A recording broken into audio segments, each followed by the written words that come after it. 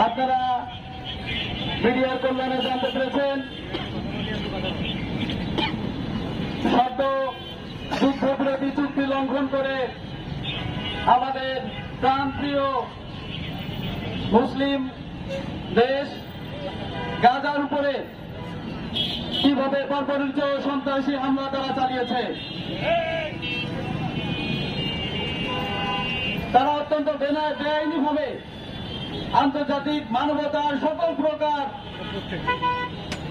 আইন লঙ্ঘন করে যে সন্ত্রাসী তাণ্ডব চালিয়েছে, এটাই প্রমাণ করে পৃথিবীতে সব থেকে বড় সন্ত্রাসী হচ্ছে ইহুদি গোষ্ঠী।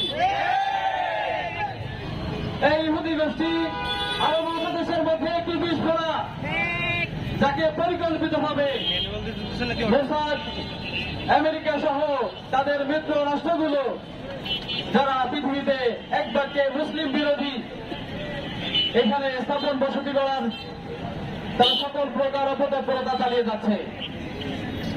আপনারা যদি 1936 সালের ইতিহাস দেখেন, যখন ইহুদি জাতি পৃথিবীর কোথাও জানে তাদের থাকার জায়গা ছিল না, তারা ছিল যাযাবর, এমন সময় ফিলিস্তিনের মানবতাবাদী রাষ্ট্রপ্রধান তাদেরকে ভালোবেসে আশ্রয় দিয়ে মানবতার পরিচয় দিয়েছিল। কিন্তু সামান্য 100 বছর যেতে না যেতেই আমার প্রিয় গাজাবাসী ফিলিস্তিনকে তারা